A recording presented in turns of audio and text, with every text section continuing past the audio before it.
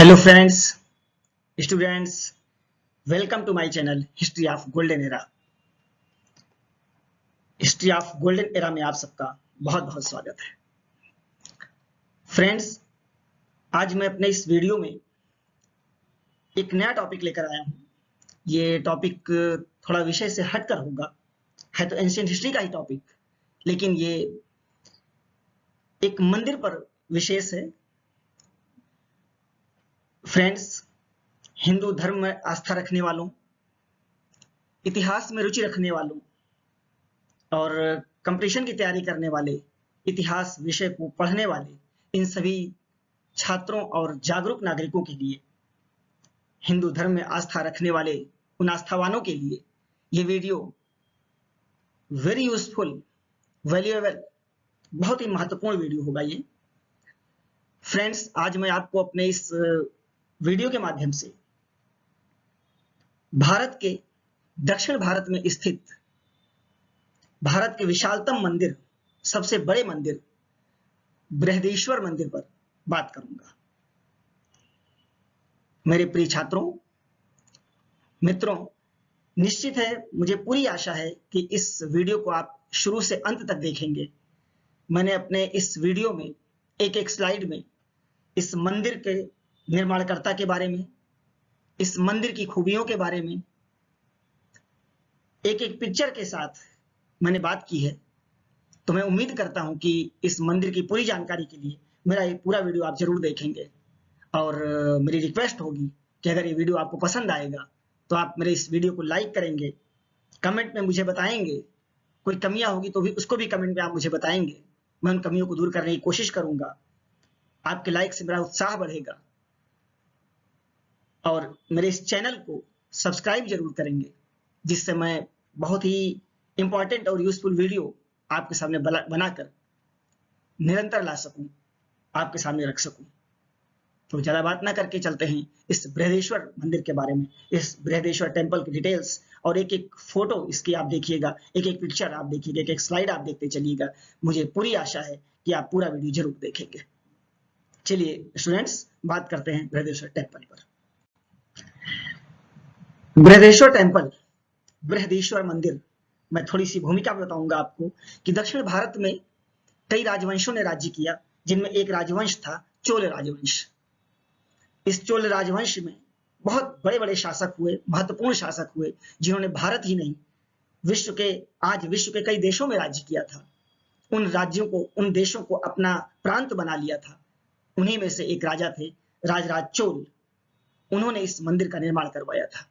मैं इस चोल राजवंश के बारे में 2-3 वीडियो में उनकी पॉलिटिकल हिस्ट्री, उनकी कल्चरल हिस्ट्री, विशेष रूप से उन पर मैं बनाऊंगा और बात करूंगा। लेकिन आज मैं सिर्फ अपने को केंद्रित करूंगा इस बृहदेश्वर मंदिर पर। स्टूडेंट्स देखें, स्क्रीन पर आपके सामने ये डिटेल लिखी हुई है। देखें, the Chola empire, first detail में देखें, the Chola empire ruled south India for about 400 years, 1850 to 1279 AD. Chola राजवंश ने लगभग 400 साल तक, 850 से लेकर 1279 ईस्वी तक दक्षिण भारत में राज्य किया। Chola power remained at its peak for about 200 years. और चोलों का यह शासन लगभग 200 साल तक अपने चरम अवस्था में था। राजराज फर्स्ट से लेकर के कुलोत्तुंग फर्स्ट तक 985 से 1170 ईस्वी तक, इन 200 सालों तक चोल राजवंश अपनी चरम अवस्था में था। आप पॉलिटिकल हिस्ट्री में, राजनीतिक इतिहास में पढ़ेंगे कि इन चोल राजवंश ने उत्तर भारत से लेकर दक्षिण भारत तक, Sri Lanka, Maldives, south east Asia सब में राज्य किया। नेक्स्ट देखें, among the Chola emperors, Rajaraja first, ये राजराज फर्स्ट आप देखें, 985 से 1014 ईस्वी, 985 to 1014 AD, and his son Rajendra first, 1014 to 1044 AD, expanded the Chola Empire not only in India. इन पिता पुत्र ने न केवल भारत में ही प्रशासन किया, but also outside in Sinhala, जिसे श्रीलंका कहा जाता है, Maldives and south east Asia, दक्षिण पूर्व एशिया, इन दीज एरियाज, इन सभी राज्यों में, इन सभी देशों में अपना शासन किया। We are also situated in the Mandalam province of the Chola empire. और इन राज्यों में इन्होंने, इन देशों में इन्होंने अपने मंडलम यानी प्रोविंस प्रांत भी स्थापित किए। यानी ये देश मालदीव, श्रीलंका, दक्षिण पूर्वी एशिया ये सब देश इनके राज्य के एक भाग थे, इनके प्रांत थे। थर्ड नंबर पर देखिए फ्रेंड्स, चोला रूलर राजराज फर्स्ट, ये टाइम लाइन इसकी लिखी हुई है, was a ruler with all the virtuous. Rajaraja first बहुमुखी प्रतिभा का धनी था। More than being known for his political achievements, वो सिर्फ अपने राजनीतिक उपलब्धियों के लिए नहीं जाना जाता था। He is also remembered for his cultural achievements, बल्कि वो अपने सांस्कृतिक उपलब्धियों के लिए भी बहुत मशहूर थे Rajaraja first. That is his Rajarajeshwara Brihadeeswara temple which was completely constructed in his capital Tanjore in the 24th year of his rule 1900 AD। ध्यान से देखिए स्टूडेंट्स, राजराज फर्स्ट ने ही, इन्हीं राजराज फर्स्ट ने राजराजेश्वर या बृहदेश्वर नाम से अपनी कैपिटल थंजावुर या तंजौर में अपने शासन के 24वें साल में यानी 1009 AD 1009 ईस्वी में इस मंदिर का निर्माण करवाया। The great temple of Thanjavur, which is aptly called Brihadeeswara, इस महान तंजावुर के इस महान मंदिर को बृहदीश्वर नाम से जाना जाता था। इज आल्सो कॉल्ड राजराजेश्वर, और ये अपने निर्माता राजराजेश्वर के नाम पर राजराजेश्वर भी इसे कहा जाता था, after the name of its builder Rajaraja first. शुरू में इसका नाम बृहदेश्वर था, लेकिन राजराज फर्स्ट के निर्माण करता होने के कारण इस मंदिर का नाम राजराजेश्वर भी प्रसिद्ध हुआ। राजराजेश्वर वाज और Brihadeeswara temple is the largest and tallest among the Indian temple. आप ध्यान दें स्टूडेंट्स, ये राजराजेश्वर या बृहदेश्वर मंदिर भारतीय मंदिरों में लार्जेस्ट एंड टॉलेस्ट, सबसे बड़ा और सबसे ऊंचा मंदिर है। The construction of this temple was completed with a grand plan। ये मंदिर अपनी एक बड़ी योजना के आधार पर निर्मित किया गया था। Its length is approximately 180 feet and its pyramidal peak is 190 feet high। इस मंदिर की लंबाई लगभग 180 फीट और पिरामिडाकार इसके विमान की इसकी ऊंचाई 190 फीट की थी। यानी 190 फीट ऊंचा ये मंदिर, 180 फीट लंबा इस मंदिर की लंबाई चौड़ाई थी। द कोर्टयार्ड, यानी इसका जो परिसर है, the courtyard of his temple comes under a rectangular enclosure. ये इसका परिसर एक आयताकार परिसर है, which is 500 feet long and 250 feet wide. 500 गुणे 250 फीट की लंबाई चौड़ाई के एक आयताकार में इसका पूरा एक जो परिसर है, उसी परिसर में इस मंदिर का निर्माण किया गया। This temple is situated in the central part of his courtyard, और ये मंदिर इस कोर्टयार्ड के अपने इस परिसर के केंद्रीय भाग में इस मंदिर का निर्माण हुआ। We can divided its construction plan into 4 parts, और इस मंदिर का निर्माण 4 भागों में माना जाता है, यानी इसका निर्माण 4 भागों में है। आप ध्यान से देखें, नंबर 1 मेन टेम्पल, इसको विमान यानी इसकी ऊंचाई। सेकंड नंबर पर मुख मंडप, मंदिर के सामने का भाग। थर्ड नंबर पर नंदी मंडप, मुख मंडप के सामने का भाग। एंड महामंडप, यानी एक लार्ज असेंबली हॉल, एक बड़ा सभा भवन, जिसे महामंडप नाम दिया गया था। ये यानी ये मंदिर इन 4 भागों में बटा हुआ है, मुख्य मंदिर, मुख मंडप, नंदी मंडप और महामंडप। इसीलिए इसकी विशालता अपने आप में बढ़ जाती है। नेक्स्ट आप देखें, These various main parts of the temple are situated in a straight line। ये चारों भाग सीधी लाइन में बनाए गए। and their construction at the same time, और एक ही समय में इनका निर्माण हुआ। It was done on the basis of well planned, और well planned सुनियोजित योजना के आधार पर इन चारों भागों का एक समय में निर्माण किया गया। The length of all 4 parts together 180 feet equal to, इन चारों भागों की लंबाई लगभग 180 फीट।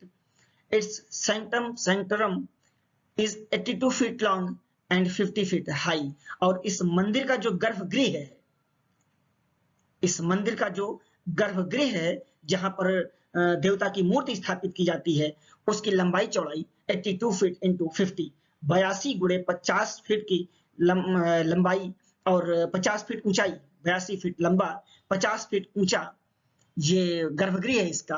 और उसी गर्भगृह के भीतर देखें आप, the Shivling of great size, एक विशाल बड़े आकार का शिवलिंग स्थापित है। Inside is first was called, और इस शिवलिंग को सबसे पहले राजराजेश्वर शिवलिंग कहा जाता था, एंड नाउ बृहदेश्वर लिंग, और आज इस शिवलिंग को बृहदेश्वर लिंग के नाम से जाना जाता है।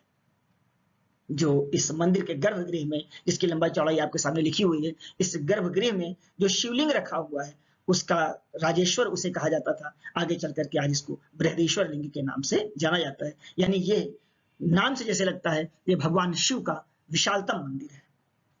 आगे देखें, current at its peak is divided into 13 zones. इसका जो पीक है, इसका जिसे विमान कहा जाता है, पिरामिडाकार इसकी जो ऊंचाई है, ये 13 भागों में बटी हुई है। It becomes thicker at the bottom and thinner at the top. ये नीचे से ऊपर तक चौड़ाई से पतला होता चला गया है, नीचे चौड़ा और ऊपर धीरे धीरे पतला होता चला गया है। It highest dome स्तूपिका, और इसके ऊपर का जो भाग है, सबसे ऊपर का हिस्सा स्तूपिका हेड कहा गया, is built at the place in Dravidian style, और इसको द्रविड़ शैली में बनाया गया। स्टूडेंट्स, आप पढ़ते होंगे मंदिरों की शैली के बारे में, तो आप जानते होंगे कि उत्तर भारत के मंदिर नागर शैली में बनाए जाते हैं। जैसे अपना अयोध्या का भगवान राम का जो राम जन्मभूमि का मंदिर है, इसका निर्माण नागर शैली में हुआ है, नागर स्टाइल में। दक्षिण भारत के मंदिर द्रविड़ शैली में बनाए जाते हैं, और दक्षिणापथ के मंदिर बेसर स्टाइल में बनाए जाते हैं, जिसमें नागर और द्रविड़ का मिक्सर होता है, नागर और द्रविड़ मिश्रित कला होती है।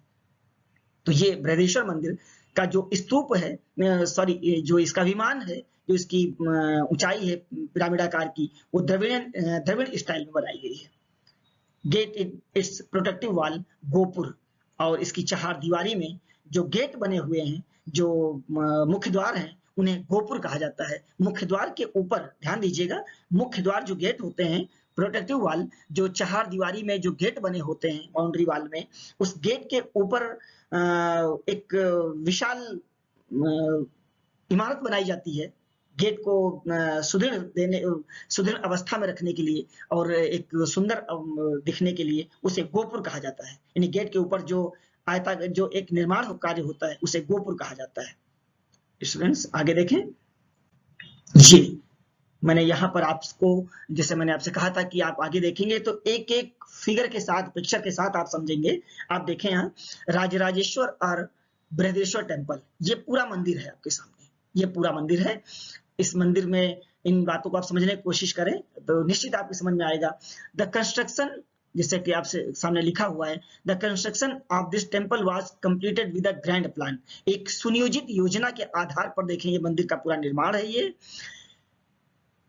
Its length is approximately 180 feet. जैसे वहां आपसे बात किया गया, इसकी जो लेंथ है पूरे इस मंदिर की, जो ये लंबाई आप यहाँ कहें, ये लंबाई कहें, ये लगभग 180, ये इस लंबाई की बात करें, इस मंदिर की लंबाई की बात करें 180 फीट।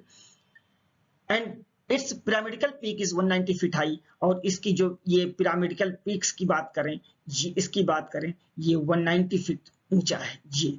और यहाँ पर जो 180 फीट की बात की जा रही है, इस मंदिर की बात की जा रही है, ना कि पूरे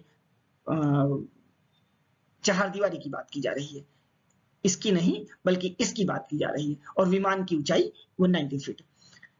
आगे देखें, the courtyard of this temple, courtyard मतलब ये चहार दीवारी, आप समझें, ये कोर्टयार्ड, ये पूरी चहार दीवारी कम्स अंडर रेक्टेंगुलर इनक्लोजर। आप देखें इसका निर्माण एक आयताकार में इसकी चहार दीवारी का निर्माण है, व्हिच इज 500 फीट लॉन्ग, ये 500 फीट लंबा, एंड 250 फीट वाइड, और 250 फीट चौड़ा, 500 गुणे 250 फीट का इसका आयताकार है। और इसके बीच में इस मंदिर का निर्माण है, इसका विमान है ये। और यहीं पर जो बात हुई थी कि ये गोपुर है, आप देखें जो गोपुर की बात हुई थी, मुख्य द्वार के ऊपर जो एक इमारत बनी हुई है गेट के ऊपर, इसे गोपुर कहा जाता है। यहाँ पर आपका नांदी मंडप है इस बीच में, और यहीं पर ये मुख्य मंडप ये, और यहीं नीचे बीच में सभा भवन है, जैसे जो पीछे आपसे बात किया गया था। ये देखें आप मेन टेम्पल विमान, इसको मेन टेम्पल मुख्य मंदिर के ऊपर जो विमान बना हुआ है, ये जो पिरामिडाकार है, ये इसको विमान बोलते हैं। ये विमान है। Current at its peak is divided into 13 zone. आप देखें ये जोन है इसके, एक एक आप देखें तो ये 13 भागों में बटे हुए हैं। Thicker at the bottom and thinner at the top. ये ऊपर से नीचे आप देख ही रहे हैं, ऊपर से नीचे तक ये नीचे से ऊपर को पतला होता चला गया है। और स्तूपिका जो बात हुई थी कि द्रविड़ शैली में ये इसकी स्तूपिका है, जो द्रविड़ शैली में बनाई गई है, और ये पूरा विमान द्रविड़ शैली में पिरामिडाकार में बनाया गया है। और यहाँ एक चीज और देखें, इन आलों में ये जो आले बने हुए, ताखे बने हुए, इन ताखों में देवी देवताओं की, ये देखें आप, इन देवी देवताओं की मूर्तियां भी रखी हुई हैं। मैंने स्कल्पचर पर बात नहीं की, मूर्तिकला पर इसकी बात नहीं की, लेकिन आप ध्यान से देखें तो ये सारी मूर्तियां हैं। ये इन और मंदिर के भीतर भी एक एक आयत देखें, डिजाइन कितनी की गई है, ये सारे कितनी आर्ट है इसमें। आप देखें ये सारी आर्ट, यहाँ पर ये आर्ट आप देखें, इसका अलग से मैं इस पर एक वीडियो बनाऊंगा, इसके स्कल्पचर पर, इसकी मूर्तियों पर एक अलग से वीडियो बनाऊंगा। ये देखें कितनी आर्ट इसके भीतर है। आप गौर से अगर इसको जूम करके देखें तो ये बिल्कुल अद्भुत मंदिर है, विमान इसका अद्भुत है। और मैंने जैसे बताया कि अपने भारत के विशालतम मंदिरों में इसका स्थान है। ये देखें स्टूडेंट्स, ये मंदिर का साइड का एक हिस्सा है। ये देखें साइड में ये पूरा मंदिर आपको यहाँ से बगल से स्तूपिका दिख रही है, इसका विमान है, ये सभा भवन है, और यहीं पर आपका नांदी मंडप, मुख मंडप, और ये गोपुर है जो गेट के ऊपर बनाए गए हैं चार दीवारी में। तो स्टूडेंट्स, आप इस मंदिर को के बारे में आपने विस्तृत पढ़ा। ध्यान से आप अगर इसको देखेंगे, एक एक मंदिर आपको, मंदिर की डिटेल्स आपको समझ में आई होगी। और मैं आशा करता हूं कि तंजौर का ये बृहदेश्वर मंदिर आप देखने जरूर जाएंगे। जीवन में जब भी आपको अवसर लगे, तंजौर के इस बृहदेश्वर मंदिर को देखें। राज फर्स्ट द्वारा बनवाया गया ये मंदिर आज भी अद्भुत है, अविस्मरणीय है, अकल्पनीय है, जो आज के हजारों साल पहले 1009 ईस्वी में खड़ा हुआ ये मंदिर आज भी अपनी ओर आकर्षित करता है। फ्रेंड्स, मुझे आशा है कि इस भारत के विशालतम मंदिर के बारे में आपको विस्तृत जानकारी मिल गई होगी। मैं आपसे फिर रिक्वेस्ट करता हूं, अगर आपको मेरा वीडियो पसंद आया हो तो लाइक करके, कमेंट में अपनी बातें लिख करके मेरा उत्साह बढ़ाएं। कुछ कमियां रह गई हों तो उनको भी आप कमेंट्स में बताएं। और मैं रिक्वेस्ट करता हूं मेरा चैनल, मेरा ये यूट्यूब चैनल आप हिस्ट्री ऑफ गोल्डन एरा आप सब्सक्राइब करें, इस समय ऐसे ही अद्भुत जानकारी आपके सामने शेयर कर सकूं, आपके साथ शेयर कर सकूं। थैंक यू, नमस्कार।